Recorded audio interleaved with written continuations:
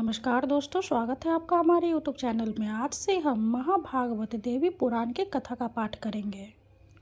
आज की इस वीडियो में हम श्रीमद् देवी भागवत पुराण की कथा अध्याय 1 का पाठ करेंगे। तो आइए पाठ शुरू करते हैं।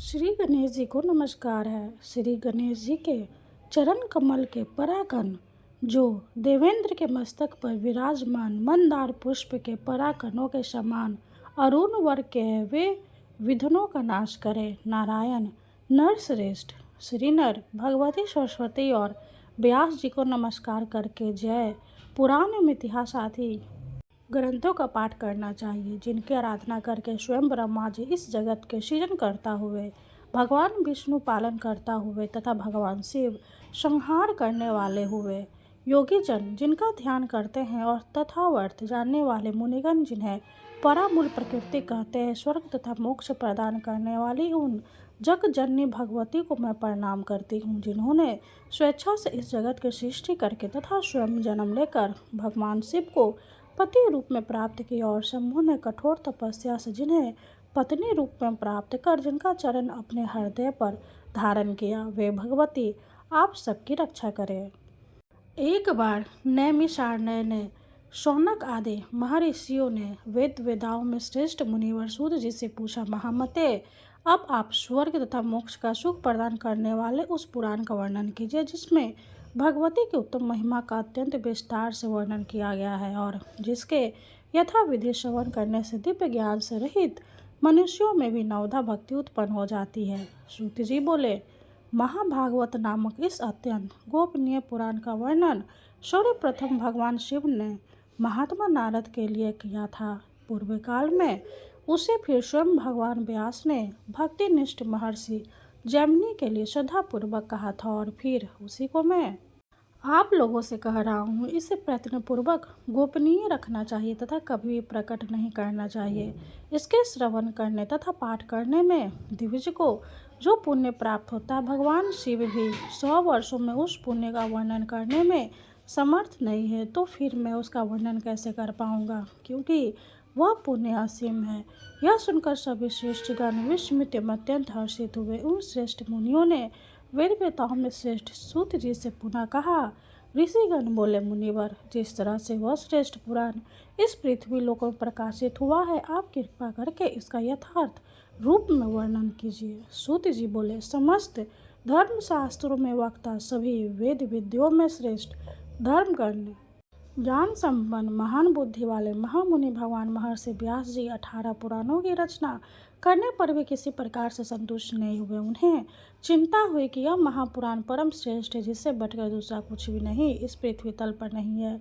भगवती पर परम तत्व तथा विस्तृत महात्मा इसमें विद्वान है। देवी तत्व ने अनभिज्ञ में इसका वर्णन कैसे कर सकूंगा, ऐसा सोचकर उनके मन में बड़ा क्षोभ हुआ। महाज्ञानी महेश्वर शिव जिनके तत्व को भली भांति नहीं जानते थे, जिनके परम तत्व को जान पाना अत्यंत कठिन है, ऐसा विचारक परम बुद्धिमान तथा दुर्भा भक्ति परायण व्यास जी ने हिमालय पर्वत पर जाकर कठोर तपस्या की।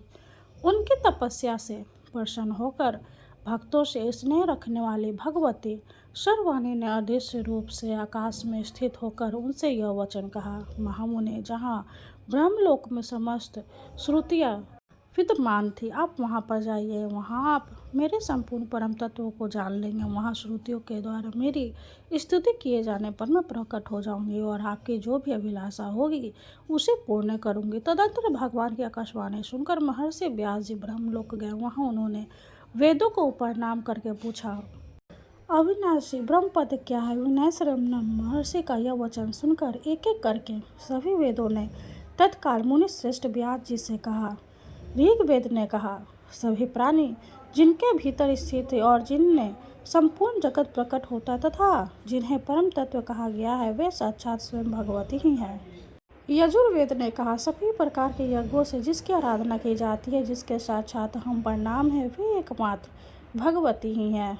सामवेद ने कहा, जो इस समग्र जगत को धारण करती है तथा योगी जन जिनका चिंतन करते हैं और जिनसे यह विश्व प्रकाशित है, वे एकमात्र भगवती दुर्गा ही इस जगत में व्याप्त है। अर्थवेद ने कहा, भगवती के कृपा मात्र से लोग भक्ति पूर्व जिन देवेश्वरी का दर्शन करते हैं उन्हें भगवती दुर्गा को लोग परम ब्रह्म कहते हैं।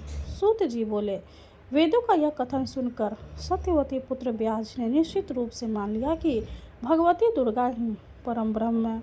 ऐसा कहकर उन वेदों ने महामुनि व्यास जी से पुनः कहा, जैसा हम लोगों ने कहा है वैसा हम प्रत्यक्ष दिखाएंगे। ऐसा कहकर सभी श्रुतियाँ सच्चिदानंद विग्रह वाले शुद्ध स्वरूप तथा सर्व देवमय परमेश्वरी का स्तवन करने लगी। वेदों ने कहा, दुर्गे आप संपूर्ण जगत पर कृपा कीजिए, पर में आपने ही अपने गुणों के द्वारा स्वेच्छानुसार सृष्टि आदि तीनों कार्यों के निमित्त ब्रह्मा आदि तीन देवों की रचना की है, इसलिए इस जगत में आपको रचना वाला कोई भी नहीं है। माता, आपके दुर्गम गुणों का वर्णन करने में इस लोक में भला कौन समर्थ हो सकता है। भगवान विष्णु आपकी आराधना के प्रभाव से ही दुर्जय दैत्यों को शुद्ध स्थल में मारकर तीनों लोगों की रक्षा करते हैं। भगवान शिव ने भी अपने हृदय पर आपका चरण धारण कर तीनों लोगों का विनाश करने वाले कालकूट विष का पान कर लिया था।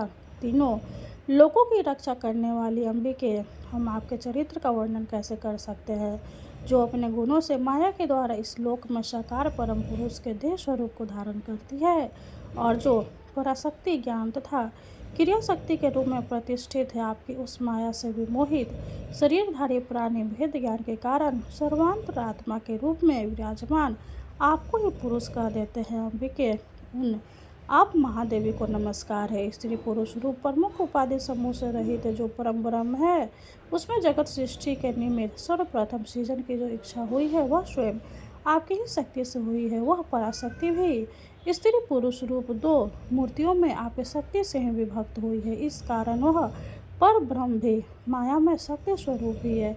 जिस प्रकार जल से उत्पन्न ओले आदि को देखकर मान्य जनों को यह जल ही है ऐसा ध्रुव निश्चय होता, उसी प्रकार ब्रह्म से ही उत्पन्न समस्त जगत को देखकर यह शक्त्यात्मक ब्रह्म ही है ऐसा मन में विचार होता है। और पुनः परमात्मा पर ब्रह्म में जो पुरुष बुद्धि है वह भी शक्ति स्वरूप ही ऐसा निश्चित होता है। जगदम्बिके देहधारियों के शरीर में स्थित 60 चक्रों, मूलाधार चक्र, स्वाधिष्ठान चक्र, मणिपूर्ण चक्र, अनाहत चक्र, विदुषाक चक्र तथा आज्ञा चक्र में ब्रह्मादि को 6 विभूतियाँ सुशोभित होती है। वे प्रलयांत में आपके आश्रम से ही परमेश पद को प्राप्त होती है। इसलिए शिवादि देवों में स्वयं ही ईश्वरता नहीं है, अपितु वह तो आप में ही है। देवी, एकमात्र आपके चरण कमल ही देवताओं के द्वारा वंदित है। दुर्गे, आप हम पर प्रसन्न हो।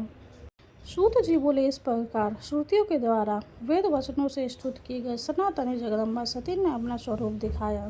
सभी प्राणियों के भीतर स्थित रहने वाली उन ज्योति स्वरूपिणी भगवती ने व्यास जी के संशय का नाश करने के लिए इच्छा रूप धारण किया। उनकी आकृति हजारों सूर्य की प्रभा से युक्त थी, करोड़ों चंद्रमाओं की कांति से सुशोभित हो रही थी, हजारों भुजाओं से संपन्न थी, दिव्य शास्त्रों से सुसज्जित थी, दिव्य अलंकारों से शोभायमान थी एवं उनके शरीर पर दिव्य गंधों का लेप लगा हुआ था। वे सिंह के पीठ पर विराजमान थी और कभी कभी 100 पर सवार भी दिखाई पड़ती थी। वे भगवती 4 भुजाओं से सुशोभित थी। उनके शरीर की प्रभा नवीन मेघ के समान थी। वे क्षण क्षण में कभी 2, कभी 4, कभी 10, कभी 18, कभी 100 तथा कभी अनंत भुजाओं से युक्त होकर दिव्य रूप धारण कर लेती थी। वे कभी विष्णु रूप में होकर उनके वाम भाग में लक्ष्मी का रूप धारण करके विराजमान दिखाई पड़ती थी, कभी राधा सहित कृष्ण के रूप में हो जाती थी, कभी स्वयं ब्रह्मा का रूप धारण करके उनमें वाम भाग में सरस्वती के रूप में दृष्टिगत होती थी और कभी शिव का रूप धारण कर उनके वाम भाग में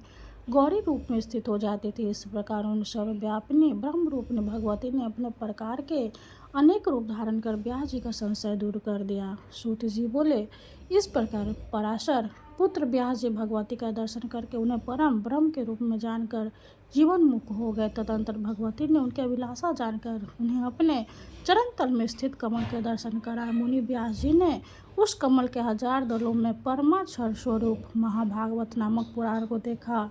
द्विजो तब सिर झुकाकर स्तुति करते हुए देवी को सादर प्रणाम करके कीर्ति होकर वे महर्षि व्यास जी अपने आश्रम चले गए। उन्होंने भगवती के चरणों में स्थित कमल में परमाक्षर स्वरूप पवित्र महाभागवत पुराण का जिस रूप में दर्शन किया था उसी रूप में उसे प्रकाशित किया। उन्होंने अत्यंत स्नेहपूर्वक मुझे वह पुराण सुनाया और मैंने उसे सुना तथा सम्यक रूप से हृदय में धारण किया। अब मैं स्नेह के कारण आप लोगों से उस पुराण का वर्णन करूंगा। आप लोग प्रयत्नपूर्वक इसे गुप्त रखिएगा। हजारों अश्वमेध यज्ञ तथा सैकड़ों वाजपेयी यज्ञ इस महाभागवत पुराण की 16वीं कला के भी तुल्य नहीं है। इस प्रकार महापात की प्राणियों की भी रक्षा के लिए इस भूलोक में महाभागवत पुराण प्रकाशित हुआ।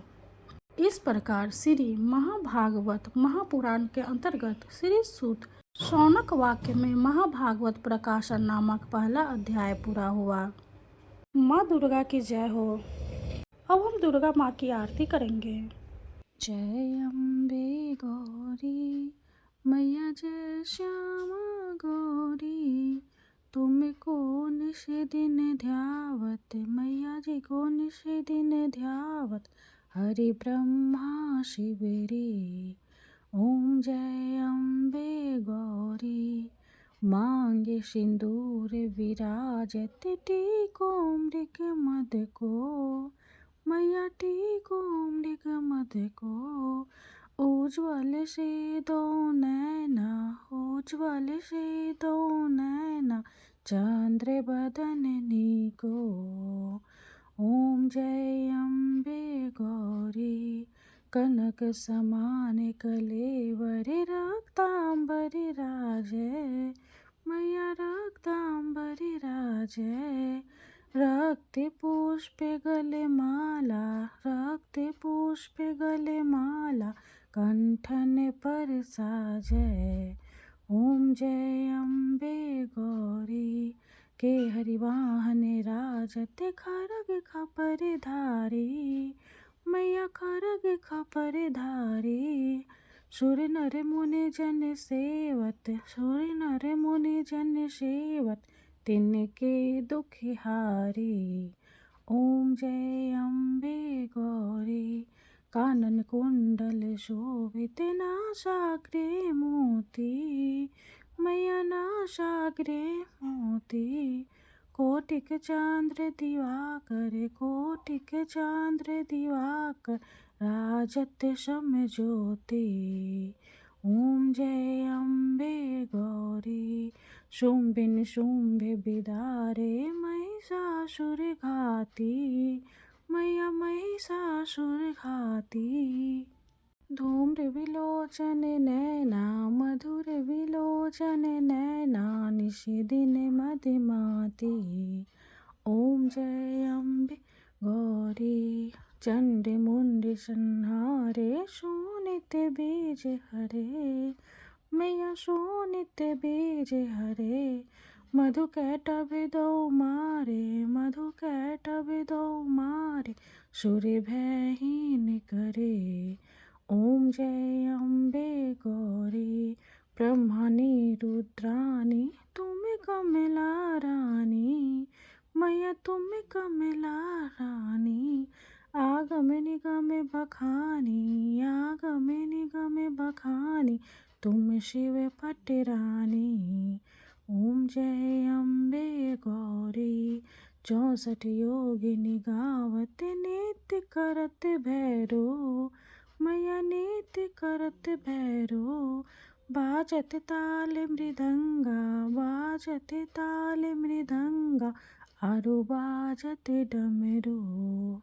ओम जय अम्बे गौरी, तुम ही जग की माता, तुम ही हो भरता मैया, तुम ही हो भरता, भक्तन की दुख हरता, भक्तन की दुख हरता, सुख संपत्ति करता। ओम जय अम्बे गौरी, भुजाचार्य अति शोभित, वर मुद्राधारी मैया, वर मुद्राधारी, मन वांछित फल पावत, मन वांछित फल पावत, सेवत नर नारी।